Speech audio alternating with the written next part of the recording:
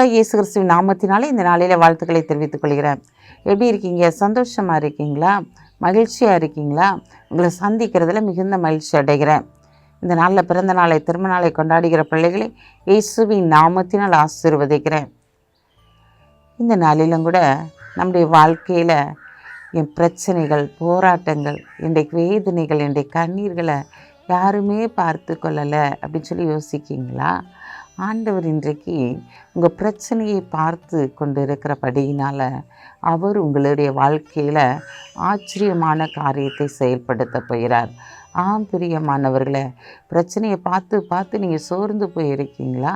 இன்றைக்கு அந்த பிரச்சனையிலிருந்து வெளிவரும்படியான காரியத்தை தேவனுடைய வாழ்க்கையிலே செயல்படுத்த போகிறார்.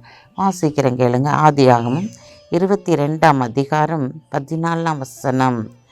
ஆபிரகாம் அந்த இடத்துக்கு யெகோவா ஈரே என்று பெயரிட்டான். அதனாலே கர்த்தருடைய பர்வதத்திலே பார்த்து கொள்ளப்படும் என்று இந்நாள் வரைக்கும் சொல்லப்பட்டு வருகிறது. கர்த்தருடைய பர்வதத்திலே பார்த்து கொள்ளப்படும். பிரியமானவர்களே, இந்த இடத்துல ஆபிரகாம் சொல்லுகிறதை பார்க்கிறோம். இந்த வேலையிலும் கூட நம்முடைய வாழ்க்கையில் எத்தனையோ பிரச்சனைகள், எத்தனையோ போராட்டமான சூழ்நிலைகள் நம்முடைய வாழ்க்கையில் கடந்து வரலாம். ஆனால் கர்த்தருடைய பர்வதத்தில் பார்த்து கொள்ளப்படும் என்று சொல்லி அவருடைய கரத்திலே கொடுக்கும் போது ஆண்டவர் பெரிய காரியங்களை செய்கிறவராக இருக்கிறார். பிரியமானவர்களே, ஆபிரகாம் பார்த்து ஆண்டவர் சொல்கிறாரு, நீ உன் பையன் என்ன செஞ்சிரு, பழி செலுத்து அப்படின்னு சொல்கிறாரு.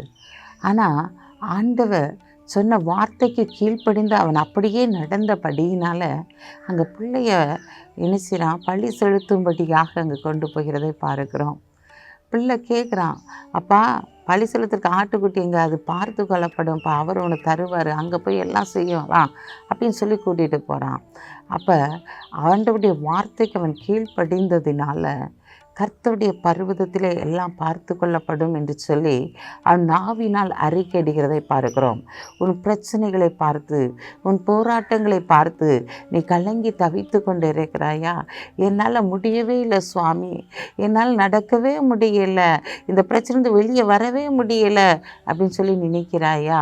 ஆண்டவர் இன்றைக்கு உன்னை பார்த்து சொல்கிறாரு, இந்த பிரச்சனைகளை நான் பார்த்து கொள்ளுவேன், உன்னை ஆச்சரியப்படும்படியான காரியத்தை செயல்படுத்துவேன் என்று சொல்லி ஆபிரகாமை ஆச்சரியப்பட வைத்தவர் இன்றைக்கு உன்னை ஆச்சரியப்படும்படியான காரியங்களை செயல்படுத்தும்படியாய் கடந்து வந்திருக்கிறார். உங்கள் பிள்ளைங்களுடைய வாழ்க்கையை ஆண்டவர் மாற்றப் போகிறார். உங்களுடைய குடும்பத்தை ஆண்டவர் மாற்றப் போகிறார். ஒரு ஆச்சரியமான பாதையில் உங்களுடைய குடும்பம் நடத்தப்பட போகிறது. இந்த நாளிலும் அதற்காக இந்த வருடத்திற்காக நீங்கள் நன்றி சொல்லி ஜெபிங்க. பெரிய காரியத்தை நீங்கள் பார்ப்பீங்க. கண்களை மூடி ஜெபிப்போம்.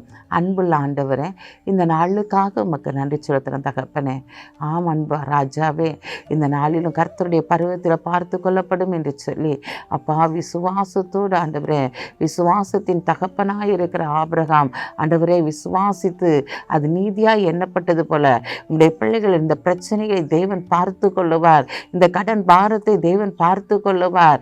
என் பிள்ளைகளுடைய சுகவீனங்களை ஏசப்பா பார்த்து கொள்ளுவாங்கன்னு சொல்லி ஆண்டவரே உங்களுடைய கரத்தில் ஒப்பு கொடுத்து விட்டு அவர்கள் கடந்து செல்லத்தக்கதாக ஆண்டவரே அவர்களை ஆச்சரியப்படும்படியான காரியங்களை செயல்படுத்த போறதற்காய் நன்றி செலுத்துறையா. இந்த நாளில் பிறந்த நாளை திருமண நாளை கொண்டாடுகிற பிள்ளைகளை இயேசுவின் நாமத்தினால் ஆசீர்வதித்து ஜெபிக்கிறேன் சப்பா. அப்பா இந்த நாளிலும் கூட தகப்பனே ரெட்டிப்பான நன்மையை தருவேன்னு இருந்துச்சு வாக்கு தத்துவத்தின்படி ரெட்டிப்பான நன்மையை கொடுத்து அவர்களை கனப்படுத்துங்க. இயேசுவின் நாமத்தில் ஜெபிக்கிற நல்ல பிதாவே, ஆமென்.